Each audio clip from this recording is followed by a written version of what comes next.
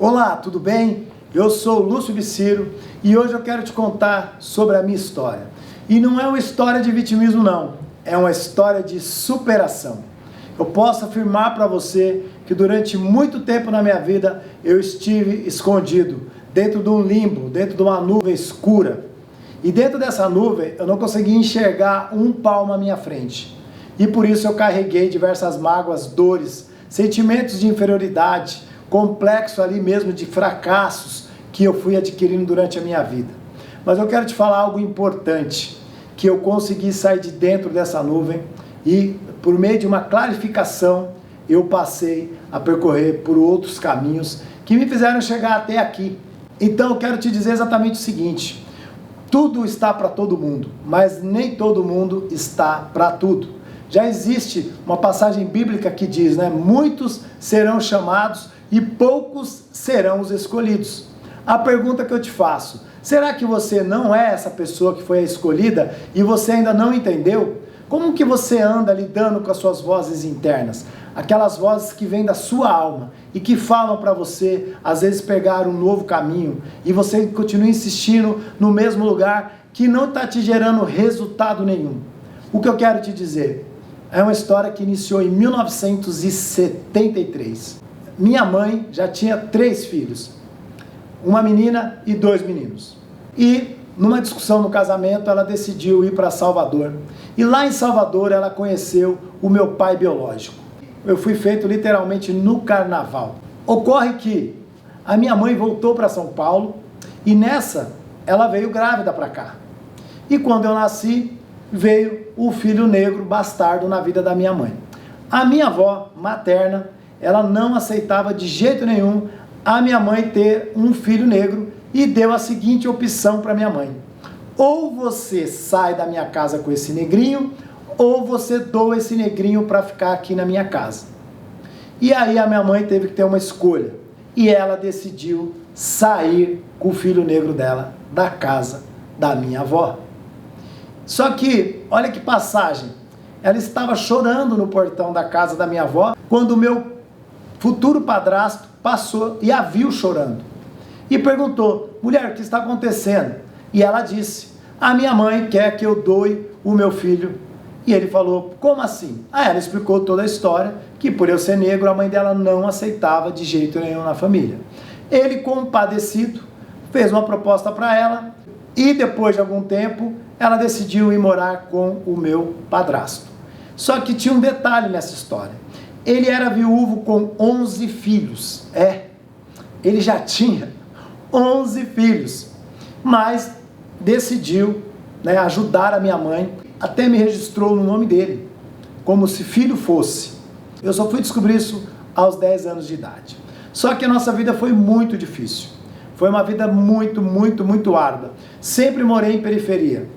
Nas piores periferias de São Paulo. O pior lugar que eu morei e que minhas recordações são tristes foi um lugar chamado Carapicuíba. Hoje, em 2021, é uma outra região.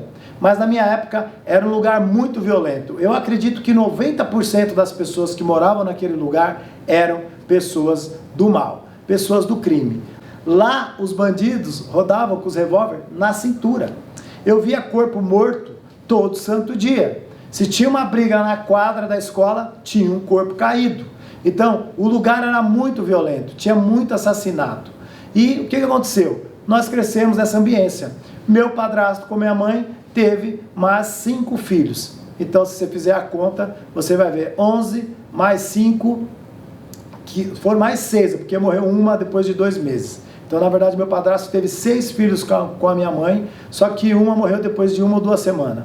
E ficamos lá morando nessa casa, eu mais esses 5, os outros filhos da minha mãe, um morava com a minha avó materna e os outros 2 com a avó paterna, por parte de pai do primeiro marido da minha mãe. É confuso, mas é assim que é a história. E ali tudo se iniciou uma jornada na vida do Lúcio Biciro.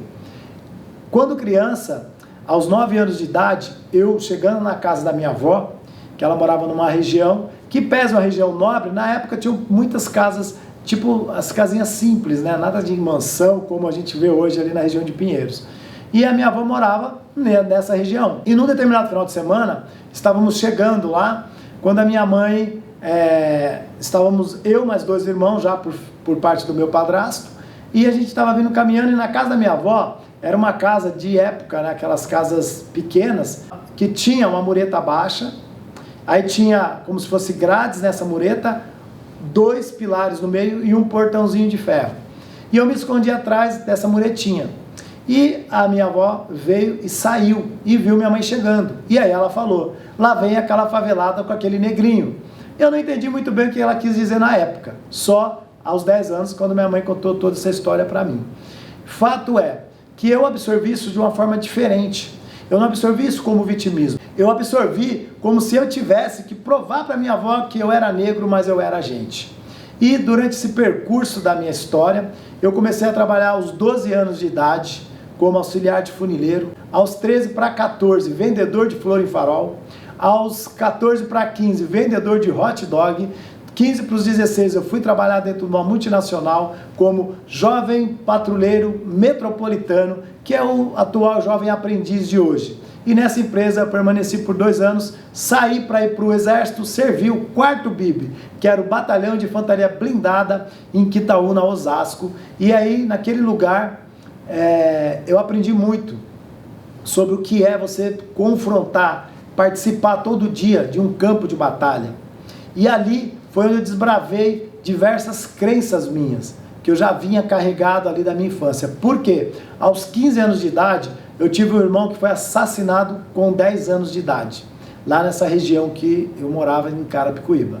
Um pseudo vizinho de 20 e poucos anos, 25, 27 anos, chamou ele para ir nadar no Porto de Areia, e eu não sei por que cargas d'água ele acabou indo e não retornou. E depois de 2 dias, meu pai foi chamado até a delegacia, e depois ele foi até o IML, e lá tinha um corpo de uma criança, e ele reconheceu o meu irmão pelas verrugas que ele tinha no pé.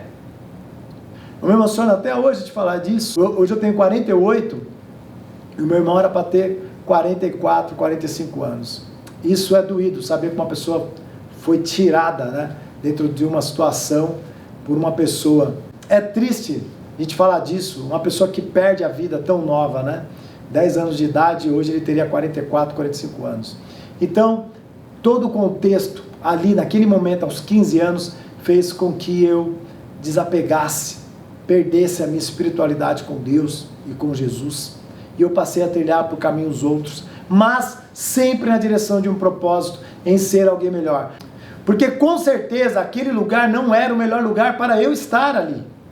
E aí eu decidi sair daquele lugar e fui para outros lugares. Isso é uma passagem bíblica também, né? Porque Deus pede para Abraão sair das suas terras, largar suas parentelas e ir para outro lugar, porque lá ele prosperaria. E foi dessa forma que eu fiz, inconscientemente, desconectado de Deus. Porque ali aos 15 eu desconectei. Eu tive diversas passagens na minha vida, porque eu fui o escolhido, mas até então eu não sabia, eu não escutava as minhas vozes internas. E passando por diversas dificuldades, eu consegui chegar aos 30 anos já com uma vida legal, tinha comprado meu primeiro imóvel, já tinha meu carro legal, e eu decidi que eu não faria aquilo que todo mundo deve fazer na sua vida, que é ter um novo relacionamento, casar. Porque aos 18 para 19, eu fui pai da minha primeira filha, e a minha filha fez eu virar uma chave de responsabilidade comigo mesmo.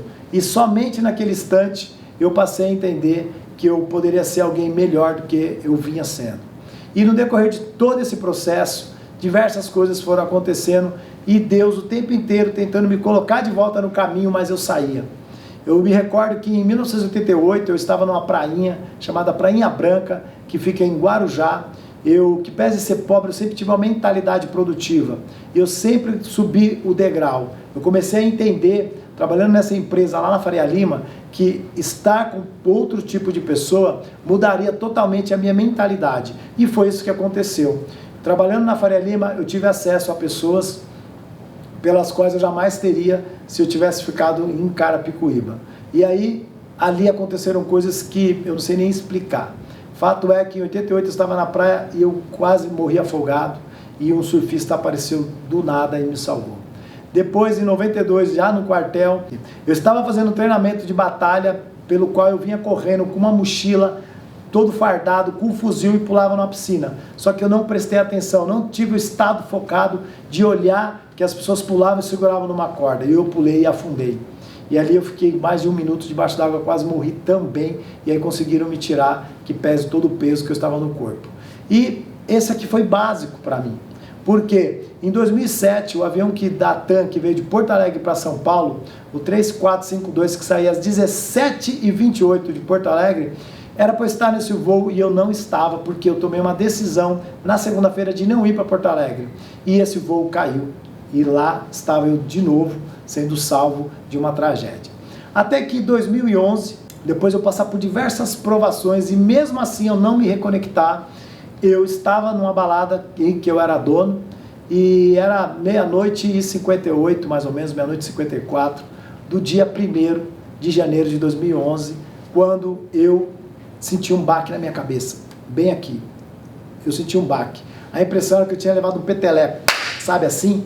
E aí não era um peteleco, era um tiro que já tinha me tirado uma das visões. Hoje eu não tenho uma das visões e foi a melhor coisa que aconteceu na minha vida. E eu falo para todo mundo que foi no momento que eu perdi a minha visão que eu passei a enxergar muito melhor. Porque o que os meus olhos da alma veem, os olhos da face não enxergam. E eu consegui trilhar por um caminho. E hoje eu vivo literalmente aquele tão sonhado sucesso dentro de uma prosperidade que muitas pessoas não têm nem ideia que podem chegar nela. Então eu sou o improvável que virou o extraordinário. E hoje eu moro no bairro mais nobre do Brasil. Por quê? É sorte? Não. Porque sorte para mim é competência e oportunidade. Quando você tem competência, você acredita em você, você enfrenta o campo de batalha e você é grato por tudo que acontece na sua vida, você tende a prosperar. Porque as oportunidades elas virão, só que você tem que estar preparado. O quanto você vem se preparando na sua vida para alcançar as coisas que estão aí para todo mundo. Porque nós vivemos numa frequência. O dinheiro é uma frequência. O dinheiro só vai parar na sua mão quando você estiver ativado nessa frequência. E para você ativar nessa frequência, você tem que fazer o principal, que é identificar os seus hábitos improdutivos. Aqueles hábitos que deixam você nessa vida de mesmice, de mediocridade. E mediocridade não é uma palavra doída, forte, como as pessoas dizem. Ela fala que você é a média de todo mundo. E a gente pega hoje o índice de 98% de pessoas que estão no mundo vagando sem saber nem para onde está indo. E somente 2% está sobre o autogoverno. E isso é muito importante na vida da gente. Quando a gente instala o autogoverno, eu sei que a responsabilidade da minha vida cabe a mim. Não cabe aos meus pais ou a quem te criou, ou seus pais, seu tio, seu irmão, não, cabe a você. Porque o governo foi dado para você. E isso é bíblico. Lá no início de tudo, Deus disse para Adão que Adão governaria sobre ele e todas as coisas. Então, se a gente pegar a história e trazer para o agora, não mudou. É você com você mesmo. Então, acredite mais, sonhe mais, faça mais. Eu tenho os 3 AA que eu falo, né? Que são os 3 As da minha vida. É o quê? É você acreditar, é você ativar e você agir. Se você não fizer isso, você não consegue sair do lugar. Mas como que eu sei como que eu tenho que ativar, que tipo de hábitos? Entendendo o que você faz no seu dia. Se no seu dia existem lacunas demais e que você nada produz nessas lacunas, é sinal que você está com hábitos improdutivos. Então, vou ser sincero com você. Você quer ter uma vida abastada? Você quer sair dessa mente da escassez para uma mente da abundância? Eu estou aqui para te ajudar. E eu vou dar o melhor de mim, eu vou segurar na sua mão para que você tenha o melhor da vida. E eu quero sim ser exemplo, porque a gente tem que pegar pessoas que passaram pelo campo de batalha como exemplo, para a gente ver que tudo é possível, porque o impossível está na mão do Eterno. A gente aqui pode tudo, porque tudo está pronto. Deus fez a terra em 6 dias e descansou no 7º. Só que você não realizou nenhum projeto na sua vida e quer viver descansando. Explica para mim, como você quer descansar antes de terminar um objetivo na sua vida? E se você é aquelas pessoas exageradas que criam aqueles objetivos impossíveis, eu vou te contar algo importante. Crie pequenos objetivos, porque a nossa mente precisa sentir uma recompensa. Se você cria coisas absurdas, você só vai sofrer criando expectativas, causando frustração na sua vida. Então, sendo bem honesto, você tem toda a possibilidade de alcançar os seus sonhos, desde que você tenha clareza e autoconsciência na sua vida. Gratidão, até mais.